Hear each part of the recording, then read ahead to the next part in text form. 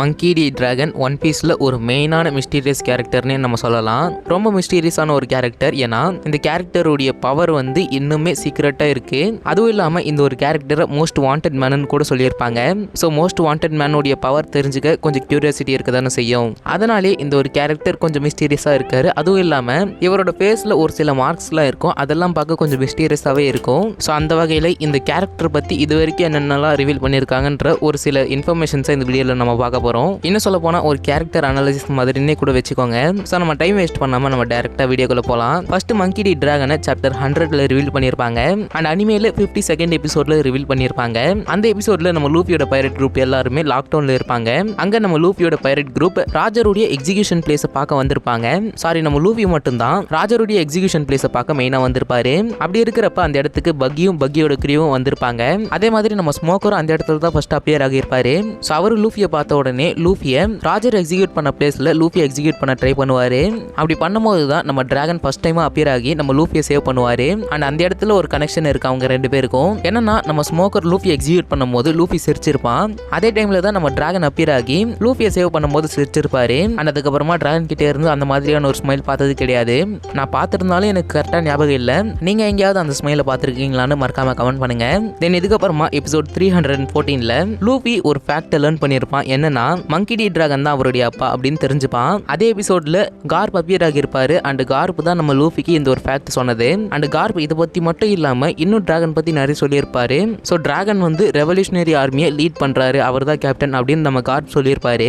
So இந்த ஒரு revolutionary army group எதுக்கு ஃபங்க்ஷன் ஆகுதுன்னு பார்த்தீங்கன்னா இந்த வேர்ல்டு கவர்மெண்ட் அண்ட் செலஸ்டியல் டிராகன்ஸ்லாம் இருக்காங்க இல்லையா, அவங்கள டோட்டலாக டிஃபீட் பண்ணுறதுக்கு தான் இந்த ஒரு ரெவல்யூஷனரி ஆர்மி ஃபங்க்ஷன் ஆகுது. இதுக்கப்புறமா டிராகன் வந்து ஒன் பீஸ் ஃபிலிம் ஸ்ட்ராங் வேர்ல்டில் அப்பியர் ஆகியிருக்காரு. அதில் ராஜருடைய எக்ஸிகியூஷன் நடக்கிறப்ப அந்த இடத்துல நம்ம டிராகனும் அப்பியர் ஆகியிருக்காரு. அந்த டைமில் அவருக்கு வந்து ரொம்ப சின்ன வயசு.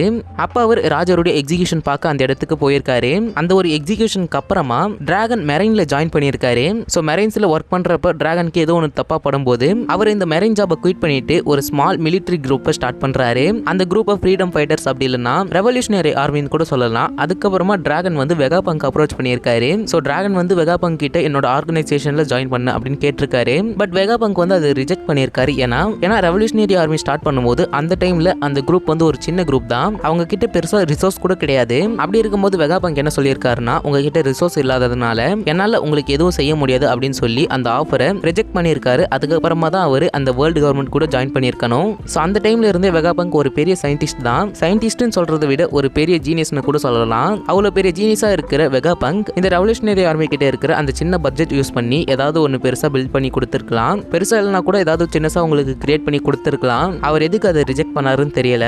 எனிவே இதுக்கடுத்து இந்த டிராகனுடைய லைஃப் வந்து டோட்டலா இந்த ஒஹாரா இன்சிடென்ட்க்கு அப்புறமா சேஞ்ச் ஆகுது. ஸோ ஒஹாரால இருக்கிற பீப்புள்ஸ் எல்லாரும் இல்லீகலா இந்த போனோகிராஃப் பத்தி ரிசர்ச் பண்ணிட்டு இருக்கிறதுனால இந்த வேர்ல்டு கவர்மெண்ட் அந்த ஐலாண்டுக்கு பஸ்டர் கால் கொடுக்குறாங்க. அதனால அங்கிருந்த டோட்டல் ரிசர்ச்சர்ஸும் இறந்து போயிட்டாங்க. அதுல நம்ம ராபின் மட்டும்தான் தப்பிச்சு போயிட்டாங்க. இந்த இன்சிடென்ட்ல மெயினா சக்கசுகி தான் அங்க இருக்கிற பீப்புள்ஸை கில் பண்ணது. இதுக்கப்புறமா அந்த ஐலாண்ட்ல இருந்த மெயினான ரிசர்ச்சரான ப்ரொஃபசர் கிளவர் இவரையுமே கில் பண்ணிட்டாங்க. ரீசெண்டா இவருடைய ஃபுல் நேம் வந்து கிளவுட் டி கிளவர்னு ரிவீல் பண்ணியிருந்தாங்க. இவரோட ஃபுல் நேம் பத்தி எனக்கு தெரியல. பட் இவர் வந்து டி கிளான் மெம்பர் தான். இப்போ ரீசெண்டா ரிவீல் பண்ணாங்க. நம்ம டிராகனும் கிளவரும் ஆல்ரெடி ஃப்ரெண்ட்ஸ் தான். கிளவரை ஷூட் பண்ணிட்டு இதுக்கப்புறமா இந்த பஸ்டர் கால் ஈவென்ட் நடந்து முடிஞ்சு ஃபியூ மந்த்ஸ்க்கு அப்புறம் இந்த ஐலாண்டுக்கு நம்ம டிராகன் விசிட் பண்றாரு. அங்க வந்து கிளவருக்கான ரெஸ்பெக்டை பே பண்றாரு அந்த இடத்துல. அதே இடத்துல டாக்டர் வெகாபங்கையும் மறுபடியும் மீட் பண்ணியிருப்பாரு. அண்ட் டாக்டர் வெகாபங்கும் டிராகன் எதுக்கு வந்தாரோ அதுக்கு தான் வந்திருப்பாரு. டாக்டர் வெகாபங்கும் கிளவரும் ஆல்ரெடி ஃப்ரெண்ட்ஸ் தான். அதனால தான் இந்த இடத்துக்கு வெகாபங்க் வந்திருக்காரு. இப்போ டிராகனும் வெகாபங்கும் அந்த இடத்துல பேசிப்பாங்க. நம்ம டிராகன் ரொம்ப சேடா வெகாபங்க் அவருடைய ரெவல்யூஷனரி ஆர்மியில ஜாயின் பண்ணாததை அக்செப்ட் பண்ணிக்கிறாரு. அண்ட் டிராகன் ஒஹாராக்காக நான் கண்டிப்பா ரிவெஞ்ச் எடுப்பேன். அதனால தான் இப்போ எம்போரியோ இவாங்கோ அண்ட் பர்த்லோமியோ குமா இவங்க ரெண்டு பேர் கூட ஒரு குரூப் ஃபார்ம் பண்ணியிருக்கேன் அப்படின்னு சொல்லியிருப்பாரு. இந்த ஒரு இன்சிடென்ட் பத்தி நம்ம ஷக்கா தான் சொல்லியிருப்பாரு. இது வந்து சாப்டர் 1066ல நடந்திருக்கும். அதுக்கப்புறமா இந்த ரெவல்யூஷனரி ஆர்மி இந்த வேர்ல்டு கவர்மெண்ட் கஷ்டப்படுத்துற ஐலாண்ட்ஸை சேவ் பண்றாங்க. அண்ட் அந்த ஐலாண்ட்ல இருக்கிற பட்ஜெட்ஸ் அண்ட் பவர்ஸ் எல்லாமே அவங்க கைக்கு வருது. இதனால இந்த ரெவல்யூஷனரி ஆர்மி கொஞ்சம் கொஞ்சமா வளர்ந்துட்டு வராங்க. ஸோ நிறைய பீப்புள்ஸும் இந்த ரெவல்யூஷனரி ஆர்மியில ஜாயின் பண்றாங்க, இன்க்ளூடிங் லூஃபியோட பிரதர் ஆன சாபோ.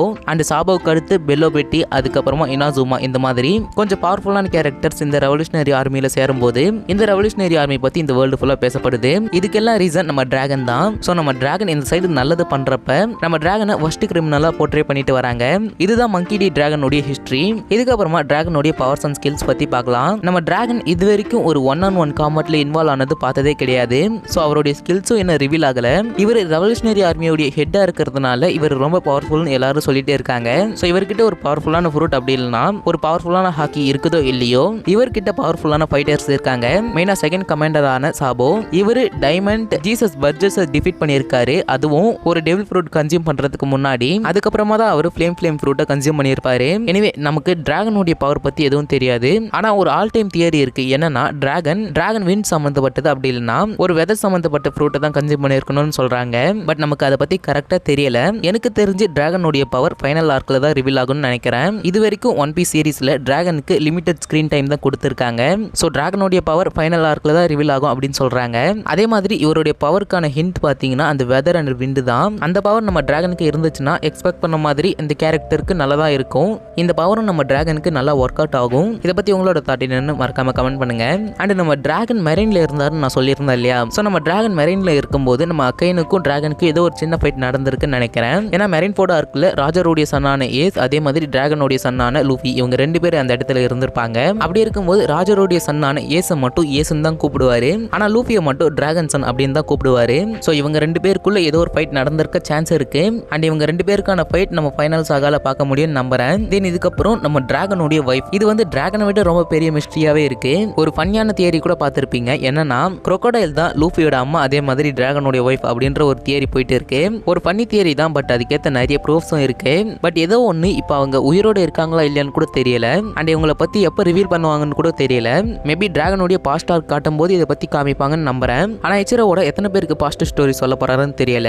ஏன்னா நம்ம டிராகனுக்கு சொல்லணும், ஷாங்க்ஸுக்கு சொல்லணும், பிளாக் பியர்டுக்கு சொல்லணும், அதே மாதிரி மீஹாக், அதுக்கப்புறமா இந்த வேர்ல்டு கவர்மெண்ட் உடைய பேக் ஸ்டோரி, அதே மாதிரி ராஜருடைய பேக் ஸ்டோரி சொல்லணும். ஏன்னா ராஜருக்கு அந்த ஹேட் எப்படி கிடைச்சதுன்னு தெரியல.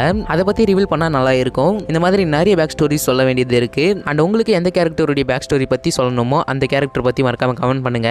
எனிவே அவ்வளவுதான் இந்த கேரக்டரோட அனலைசிஸ். கண்டிப்பா பிடிச்சிருக்குன்னு நினைக்கிறேன். நாளைக்கு ஒரு வீடியோல இருந்து மீட் பண்றேன். Until then, stay tuned.